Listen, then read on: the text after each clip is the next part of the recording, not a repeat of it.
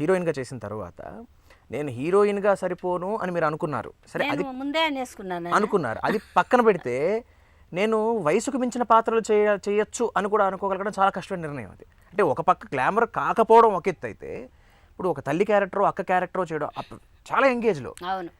పైగా ఏంటి మీకన్నా చిన్న వయసులో ఉన్న హీరోల కన్నా కూడా మీరు తల్లిగా అప్పుడు నాకంటే అందరూ పెద్దాళ్లే, బాగా పెద్దాళ్ళు. అదే, కొడుకులు పెద్దవాళ్లే, భర్తలు కూడా పెద్దవాళ్లే.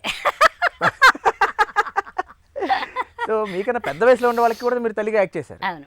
అసలు ఆ డెసిషన్, ఎందుకంటే నిజంగా చెప్తున్నాను, ఆ రోజు కనుక మీరు అలా ఆలోచించుండకపోతే హీరోయిన్ కనుక కంటిన్యూ అవుదాం అనుకుంటే బహుశా ఇంత స్పాన్ ఉండేదా అంటే కొంచెం అది అబ్బాయి అసలు పులుసులో కలిసిపోయి బాగా ముసల్దానం వచ్చి పైకే వెళ్ళిపోయేదాన్నేమో. అంటే స్పాన్ ఉండదు లైఫ్ లో. ఒకసారి వేషాలు మానేసినాక వాళ్ళకు కూడా స్పాన్ ఉండదు, మనసుకి కుంచుకుపోతారు. కరెక్ట్. అందరూ సోన్ బాబర్లో ఉన్న కష్టం. అందులో ఒక పండుని అక్కడ పెట్టేసి మనం చాలా రోజులు చూడకుండా ఉంటే కుళ్ళిపోదు, ఏం అవ్వదు, కానీ ఇలా అయిపోయి అలా చతికిలు పడిపోదు. ఆర్టిస్ట్ అలా అయిపోతారు. అందుకని ఎంత ఇస్తున్నారు అని లెక్క చూసుకోకుండా మనం ఎంత పని చేస్తున్నామని చూసుకోవాలి ఫస్ట్. పని చేసుకున్న తర్వాత నేను ఇంత చేశాను కదండి, ఇంకో రూపాయి ఇవ్వండి అంటే తప్పకుండా ఇస్తారు.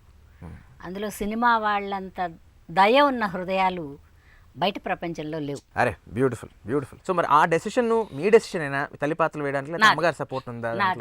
మీ నిర్ణయమే. మా అమ్మగారు ఒప్పుకున్నారు.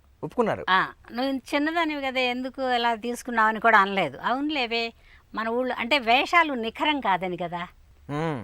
ఇప్పుడు ఒక వేషం వేస్తాం ఆదిత్య, మనం ఇలా కంటిన్యూ అవుతామని తెలియదు కదా. ఇప్పుడు కదా 50 ఏళ్ళు పనిచేశాక ఏమనుకుంటున్నాను, అబ్బా 5 ఏళ్ళు లాగా నాకు ఫీలింగ్. ఇప్పుడు నీకు కరెక్ట్గా చెప్పాలంటే ఈ సున్నాను తీసి 50 ఏళ్ళు నాకు 5 ఏళ్ళులానే ఉంది. ఎందుకంటే నేను ఎప్పుడు వచ్చానని నేను గుర్తుపెట్టుకోవాలా, ఇక్కడ వచ్చి ఏం కష్టపడ్డానని నేను గుర్తుపెట్టుకోవాలా, నేను ఎవరెవరితో పని చేసుకున్నాను అది మాత్రమే గుర్తుంది నాకు.